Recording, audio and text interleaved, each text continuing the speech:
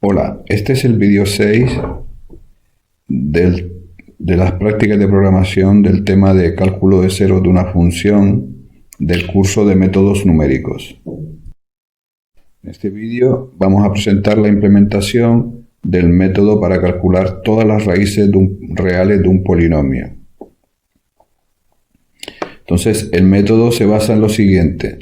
En primer lugar, se calculan todas las derivadas del polinomio hasta llegar a un polinomio de grado 1, es decir, que tengo que derivar n-1 vez el polinomio, si el polinomio es de grado n, para alcanzar una raíz de un polinomio de grado 1.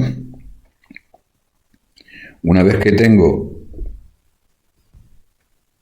el polinomio de grado 1, pues calculo la raíz despejando, y es lo que llamo x super n-1, 1. Y a partir de esa raíz, pues voy a ir aislando en intervalos las raíces del polinomio derivada anterior.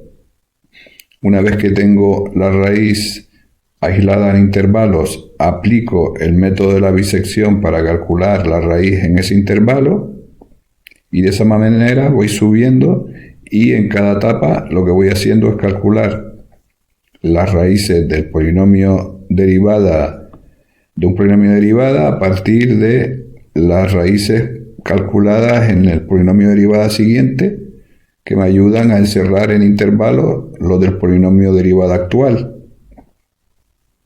Entonces, en primer lugar, también lo que tengo que tener en cuenta es la fórmula que se explicó en clase para acotar todas las raíces del polinomio y tener un intervalo inicial del cual partir. Bien, entonces procedemos a presentar la implementación del método. Entonces, este método va a devolver un vector de vectores, porque va a devolver las raíces de todos los polinomios derivadas del polinomio de entrada. Entonces, devuelvo un vector de vectores donde cada posición de ese vector va a ser a su vez un vector que representa los ceros del polinomio derivada correspondiente. Entonces se pasa como parámetro también el polinomio que se va a derivar, al cual le vamos a calcular los ceros, y la tolerancia que se usa en el método de la bisección. Entonces lo primero que hacemos es comprobar que el polinomio está bien definido, en el sentido de que el coeficiente de mayor grado tiene que ser siempre distinto de 0. Entonces aquí inicializamos un entero a la dimensión de a menos 1, y si ese coeficiente es 0, entonces la cosa va mal, y porque el polinomio no está bien definido, y lo que devolvemos es un vector de vectores vacíos, para que el usuario que me llama, si al detectar que le hemos devuelto un vector de vectores vacíos, sabe que algo ha ido mal. Entonces, a continuación, lo que voy a hacer es almacenar en este vector de vectores que llamo P, pues todas las derivadas del polinomio original. Entonces, el primer polinomio, P de 0, es el polinomio original A, y a continuación lo que se va haciendo es se recorre un bucle y se llama a la función que calcula la derivada de un polinomio, que ya ha sido explicada en otra práctica, y le paso como parámetros el polinomio anterior y me calcula la derivada de ese polinomio y lo almacena en P de K. A continuación defino un vector de vectores que voy a llamar ceros, de tamaño n, donde voy a guardar todos los ceros de los polinomios derivados, ¿no? Entonces el cero del polinomio derivada más alto, que es un polinomio de grado 1, pues se consigue simplemente despejando, porque es un polinomio de grado 1, y entonces con la instrucción pushback lo que se hace es añadir al vector ceros de n-1, que sería, estoy en el polinomio de derivada más alto, pues el cero de ese polinomio de derivada más alto va a ser este valor que está aquí, y con pushback lo que hago es añadirlo al vector que corresponde a esa derivada.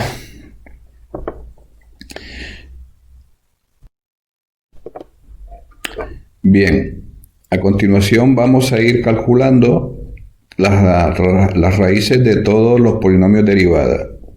Hay que tener en cuenta que el polinomio P sub k, esto es un vector que representa la derivada k del polinomio original.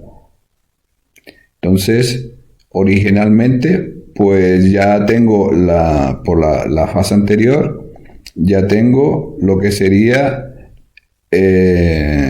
los ceros del polinomio derivada más alto, que es una recta, ¿no? Por otro lado, también hay que tener en cuenta que este polinomio, con la fórmula, nosotros vimos una fórmula en clase para acotar los ceros de cualquier polinomio. Y esa fórmula pues venía dada por coger el máximo de los coeficientes del polinomio, es decir, los máximos de a sub i en valor absoluto para i distinto del de mayor grado, partido por el valor absoluto del de mayor grado, y a eso le sumamos 1. Entonces, si esto es Pmax, llamamos a esto Pmax, pues sabemos que todas las raíces están pues en intervalo entre menos Pmax y Pmax. Bien, entonces, en esta primera fase, lo que se está haciendo es, para el polinomio P sub k, pues calcular el máximo calcular el Pmax siguiendo esta fórmula. Entonces, una vez calculado el Pmax, pues a continuación voy a incluir en el vector t, pues todas las posiciones desde menos Pmax, que sería el primer elemento que me va a determinar los intervalos, y las posiciones de los ceros del polinomio derivada anterior, que ya tengo los ceros precalculados, ¿no?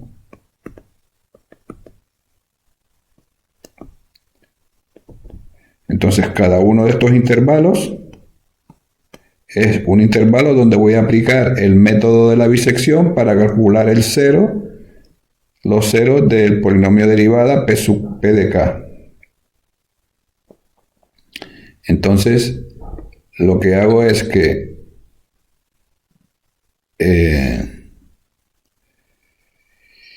el primer elemento de t va a ser menos Pmax, y eso lo estoy haciendo aquí. Es que estoy diciendo que t inicialmente tiene tamaño 1 y lo inicializo a menos Pmax. Y luego aquí lo que voy haciendo es añadir a t, utilizando la instrucción pushback, los ceros del polinomio anterior, que serían estos, y luego le añado a t el Pmax, de tal manera que ya tendré el t completo. Y ahora voy a ir aplicando el método de la bisección a cada uno de los intervalos. Entonces, el primer extremo izquierdo del intervalo va a ser t0, es decir, que este va a ser t de 0. Y esta posición va a ser t de 1. Y así. Entonces, evalúo el polinomio P sub k en A.